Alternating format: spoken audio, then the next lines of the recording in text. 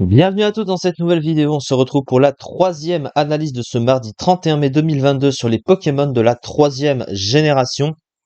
Et du coup, on finit avec le trio Kyogre, Groudon et Rayquaza. Après avoir fait Kyogre et Groudon, du coup, eh bien, forcément, Rayquaza fait partie du lot. Et derrière, il nous restera encore deux analyses à faire.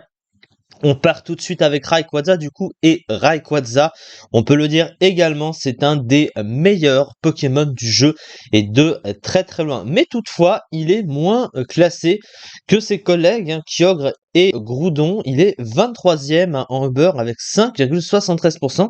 Alors ça peut paraître un peu petit comme chiffre, mais à pas dire qu'il est pas fort, évidemment.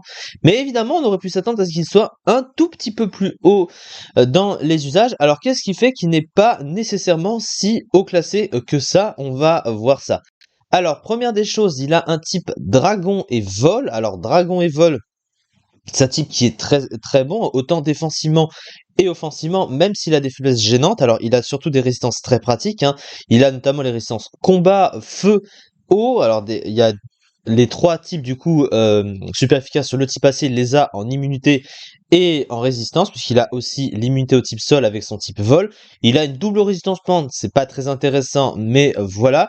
Il a la résistance insecte, donc notamment à demi-tour, même si c'est pas très fréquent en Uber. Il a quand même un combo de résistance très pratique en stratégie et pour aller en Uber. Il a des faiblesses du coup aussi extrêmement géantes, ce qui fait partie de ses défauts aussi.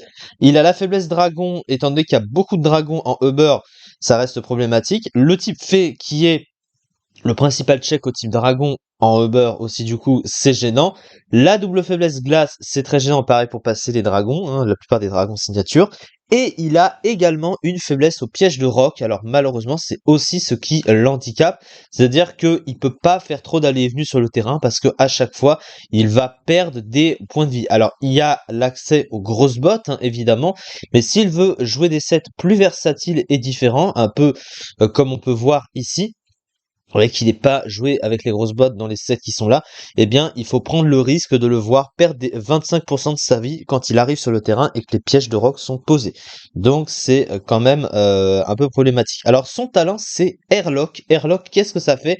Ça retire le climat quand il arrive sur le terrain, ce qui peut être un contre au poseur de climat adverse, évidemment, même si pour lui-même, c'est pas très intéressant, et surtout si tu le joues avec Kyogre et Groudon, bah tu peux pas se servir de leurs talents respectifs parce que tu vas leur annuler et du coup tu peux pas jouer le trio ensemble. Finalement sur le terrain ça n'a pas vraiment de valeur.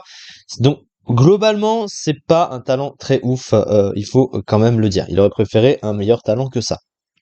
Au niveau de ses statistiques, ce qu'on voit évidemment, 150 en attaque, 150 en attaque spéciale, il tape aussi fort sur le physique et sur le spécial, accompagné d'un move pool large qu'on va voir après.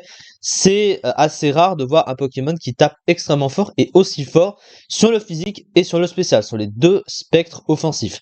À côté, c'est là où ça fait partie de ses handicaps. Son bulk pour le Uber, il est moyen, mais pas non plus très mauvais pour un Pokémon offensif. Un 90 en PV dans les défenses, pardon, 105 en PV, c'est un bulk suffisant pour un Pokémon offensif, mais en Uber, où les Pokémon sont beaucoup plus forts, ça reste un peu moyen dans certains cas. Et 95 en vitesse, alors c'est plus rapide que les bases 90, mais ça reste une vitesse qui est entre 90 et 100, donc ça le range pas forcément dans une catégorie de vitesse très bonne, c'est parfois une vitesse assez moyenne, et pour le Uber, c'est quand même c'est comme un critère très important. Donc ça fait partie de ces choses qui le déclassent un petit peu par rapport aux autres et c'est pour ça qu'il a ce chiffre dans les usages comparé aux autres. Mais évidemment, Rayquaza reste tout de même un des meilleurs Pokémon du jeu, évidemment. Mais voilà pour la comparaison. Son move pool, c'est un des meilleurs move pools du jeu et de loin. Il possède une myriade d'options offensives, autant sur le physique et sur le spécial. Il a accès à Danse Draco, il a accès à une priorité extrême vitesse notamment. Et puis après, toute la myriade de moves, hein, il a Déflagration, Lance-Flamme, Énergie Balle, Séisme, Telluriforce, Laser Glace, Fatal Foot, Tonnerre. Il a même Coup Victoire, le move de Victini à 180 de puissance.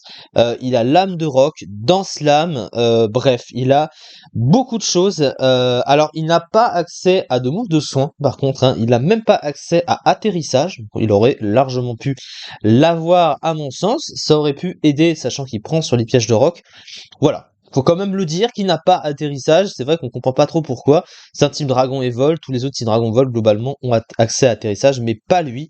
C'est vrai que c'est bizarre, mais bon, globalement ça l'empêche pas d'être fort, hein, évidemment, vu les options qu'il a. Alors, il est plus souvent joué sur le physique, évidemment, mais il y a des options sur le spécial aussi jouables, et globalement, c'est plutôt pas mal à ce niveau-là, surtout il a quand même une grosse puissance de frappe, autant sur le physique et sur le spécial. Alors, la fiche stratégique, des statistiques offensives plus qu'excellentes et de très bons PV, un bon talent, un excellent move pool contenant notamment Danse Draco, vitesse extrême, coup victoire ou encore son excellente attaque signature Draco Ascension, un bon double type offensivement et défensivement. Des statistiques en défense et vitesse un peu justes, son double type bien que bon généralement a des faiblesses gênantes à des types courants glace. Double faiblesse fait roche et dragon, dont une au piège de roc. Les usages, on les avait vus, donc voilà, c'est à peu près tout. Voilà, je ne vais pas trop rentrer dans les détails. Et puis par rapport aux vidéos qui nous restent et mon timing, on va s'arrêter pour cette vidéo. Donc voilà, c'est juste une analyse assez générale, voilà, vue du dessus globalement. Et on se retrouve du coup pour les deux analyses qui nous restent, les deux dernières sur cette fameuse troisième génération. Merci beaucoup de m'avoir suivi et à très vite pour la suite.